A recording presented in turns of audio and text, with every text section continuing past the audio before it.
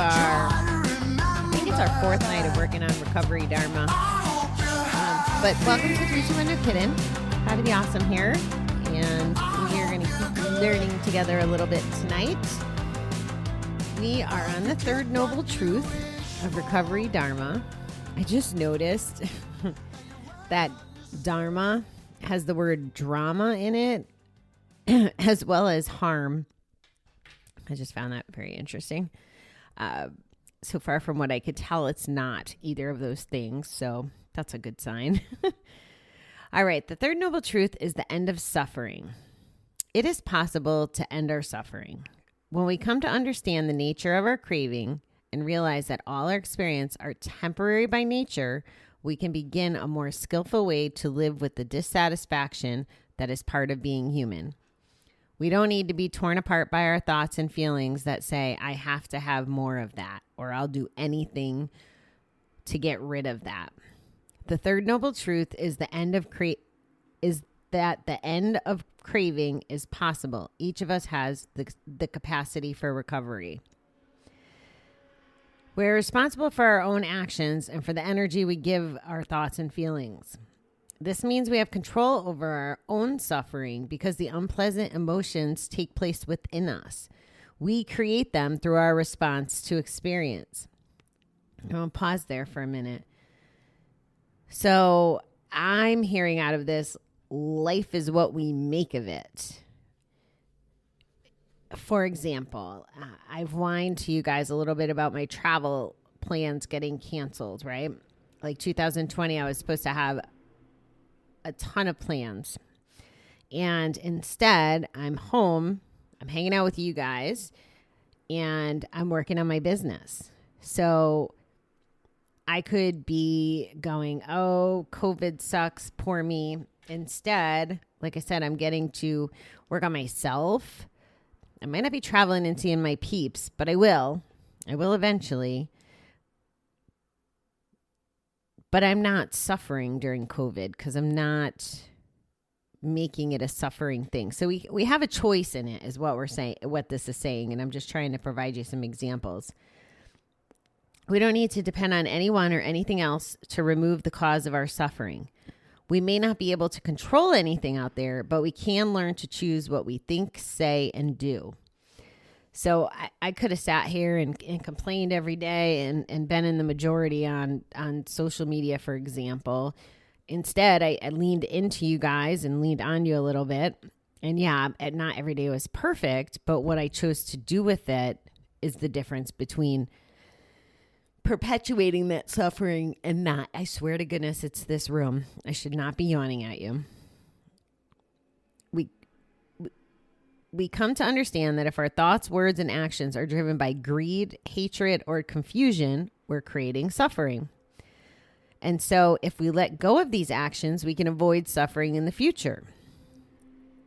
We can choose to give up the causes of disturbing and unpleasant emotions, knowing the virtuous actions result in happiness and unvirtuous actions result in suffering.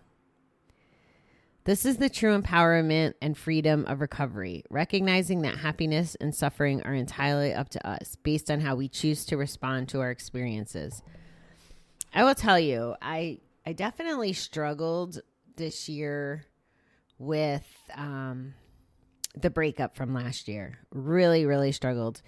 But the whole time, I acknowledged my gratitude for him, and I knew that he had a purpose in my life then, and you know, I could see all the value. And yeah, I still had to work through the emotions, but I never got to, you know, such hate that my actions were horrible to him or towards myself. Like I never went back out gambling. I actually did the opposite, right? I stopped drinking. I've done a much better job with smoking. It was how I handled it and how I interpreted it and what I did with the situation. And coming from a place of gratitude on everything, it it just makes things better. I still have areas I need to work on. Like I should be grateful for my day job more than I am, instead of thinking that it's annoying and getting in the way. I should just be so grateful that, first of all, that I have a job. Second of all, that I have a job that allows me to work from home, that lets me, be able to go on my walks, lets me talk to you, lets me babysit the neighbors' dogs. I mean, there's so many things to be grateful for around that. And instead, I choose on a lot of days to be a little snarky about having my day job. So that's an opportunity area for me, for sure. All right. So that's kind of the whole third noble truth. Like, we can create our own suffering. We have choices in that. So here's the questions. What makes it so hard to quit? Wow. I'm going to use, in this moment, I'm going to use cigarettes as how I answer this for you, because it's the freshest. And I know, like, when I hear other people talk about the gambling voices, and if I thought about it hard enough, I could relate to it. But the cigarette voices are the more recent ones.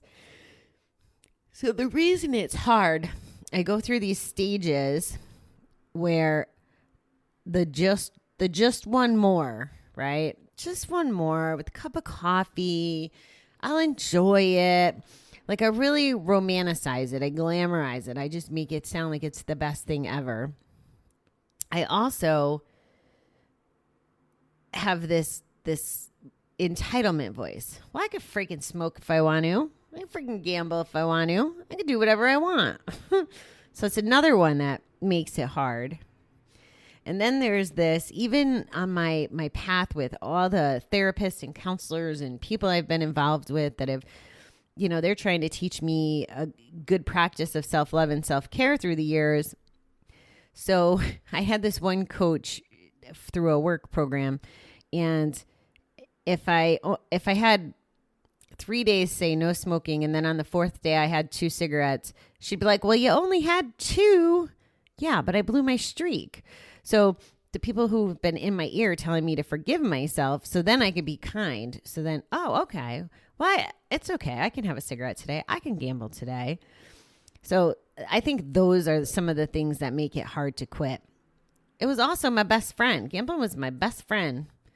Cigarettes have been a very good friend too, but gambling was my best friend to go run to whenever I needed to run. What resources are available to help you abstain and recover? So this list is pretty endless, guys. There's listening to my fabulous podcast. And depending on when you listen to this, if you're listening to this in real time, my web isn't ready. But geez, if it's after September 1st of 2020, my website should be totally accessible and gorgeous and amazing. And there'll be a huge list of resources on there to help you abstain and recover. There is the 1-800 numbers. There's Zoom rooms. There's GA meetings. There's places like the center that we have here in New York. There's therapists. There's counseling. There's friends. There's other recovery groups that can teach us how to recover, even if it's not the same drug of choice. Gambling, drinking, whatever it is. List reasons to believe you can recover. Also list your doubts. What might the wise and compassionate part of you, your Buddha nature, say about these doubts? So why do I believe I can recover? So again, I'm going to try to keep this in the context of cigarettes. We're on day 7, like today's a full week of no cigarettes again. And I believe I can do it because I'm doing the 75 hard, and because I want to accomplish the 75 hard on the first shot. And what works for me is my intrinsic is how they say it, but my own motivation, my own goals, beating myself, accomplishing what I set out to accomplish. That's what motivates me and drives me. So I think I can at least make it the 75 days. Wow. So also, as part of 75 hard, I haven't had any caffeine. So if I'm yawning more this week, I'm blaming it on that. And you see how, so my doubts would be, okay, when it's over, will I smoke? If I keep walking by the lady at the gazebo outside who is smoking and it still smells good to me, am I going to give in and ask her for one? And, that doesn't blow my whole thing. The doubts creep in, those voices creep in, like I answered, 2 questions ago. And it's interesting how they call out this, your Buddha nature. What does that say about your doubts? I think that it's saying, it's bullshit. Like, stay focused and I could do it if I would just stop. Anytime somebody asks me, like, why'd I go back? It's like, because I'm being lazy about quitting. I'm not doing the work around quitting. It's very clear to me because I know what all the tools are. If it worked for gambling and it worked for drinking, the reason I'm still fat and smoking is because I choose to not do the work around those things. And I give myself the cop out of, well, you quit drinking and gambling, so you have to be able to have something. And it's a horrible rationale, and it will keep me stuck forever. So that's why it's important. The 75 hard kind of can break me out of those things. That's what I'm using it for. It's a good motivation for me. Okay. Practice letting go of something small. Notice that the craving doesn't last and that there's a little sense of relief when you let it pass. That's a little taste of freedom. So letting go of something small. So if I was still gambling, that might be being stuck in traffic. I got to go gamble because I was stuck in traffic or I had a bad day at work. Those are something smalls kind of, like they're not as bad as somebody sick in the family or a significant fight or whatever. Those are something smalls. And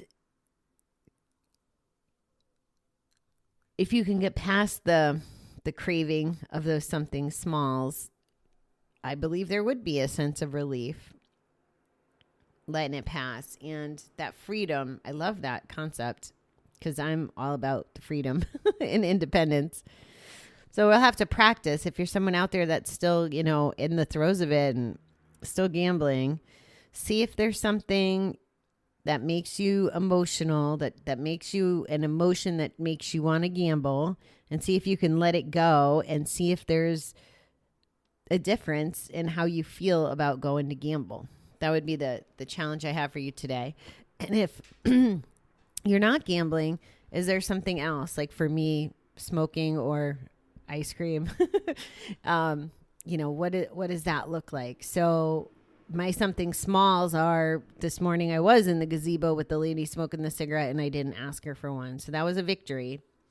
And I want to be proud and be able to tell you guys that I'm on my 7th day. And I want to be able to tell you when I'm on my 15th and 30th and 70th and, 50th year. But it only happens one day at a time. So that was our 3rd noble truth. Tomorrow we will do our 4th noble truth. This is really pretty interesting stuff. I did join a Dharma recovery group on Facebook last night. So hopefully I'll get some time to spend in there and learn a little bit more about it and get some resources from in that group. And I'll get those on my website for you guys too. All right, beautiful people, have a fabulous evening. I will talk to you tomorrow. Thanks.